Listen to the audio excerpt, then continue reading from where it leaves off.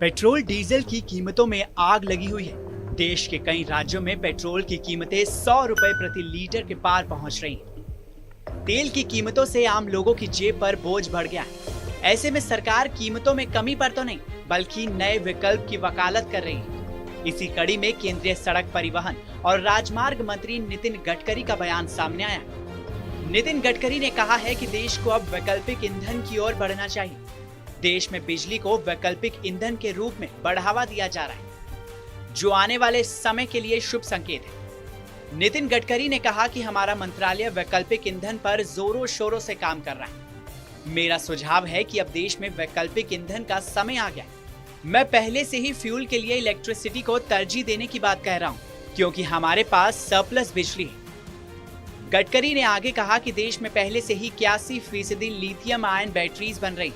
इसी के साथ ही सरकार हाइड्रोजन फ्यूल सेल्स को भी विकसित करने का प्रयास कर रही है। ऐसे में हमारा मानना है कि अब ईंधन के नए विकल्प का सही समय आ गया है। लिथियम आयन बैटरी के क्षेत्र में अभी चीन जैसे देशों का दबदबा है, लेकिन भारत सरकार भी ईंधन के विकल्प को लेकर तेजी से काम कर रही है। भारत सरकार अब इस क्षेत्र में अपना दबदबा बनाना चाहती है। ऐसा पहली बार नहीं है जब भारत में ईंधन के विकल्प को तलाशने की बात हुई है। भारत पेट्रोल का विकल्प बहुत समय से ढूंढ रहा है। पहले पेट्रोल की जगह सीएनजी को यूज किया गया, तभी सरकार सीएनजी बसेस लाई और अब सीएनजी को भी धीरे धीरे इलेक्ट्रिक व्हीकल से रिप्लेस किया जा रहा है। इसलिए भारत में इलेक्ट्रिक रिक्शा से लेकर गाड़ियों को तरजीह दी जा रही है। आपको बता दें, दिल्ली में 1 लीटर पेट्रोल की कीमत 90 रुपए और डीजल की कीमत 80 रुपए के करीब है। वहीं मुंबई में पेट्रोल की कीमत बढ़कर 100 रुपए प्रति लीटर के करीब और डीजल की कीमत 90 रुपए के करीब हो गई है। पेट्रोल डीजल की बढ़ती कीमतों को लेकर विपक्षी पार्टियां मोदी सरकार को निशाने पर ले रही। वहीं सरकार देश में बड़े पैमाने पर वैकल्पिक ईंधन पर जोर दे रही।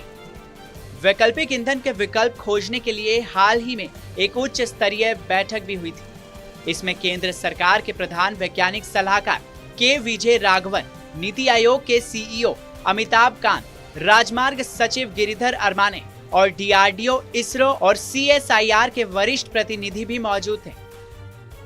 लेकिन पेट्रोल डीजल की बढ़ती कीमतों पर सरकार लगाम लगाने में फिलहाल तो नाकामयाब होती नजर आ रही है। नतीजन लोगों की जरूरत का सामान महंगा हो रहा है।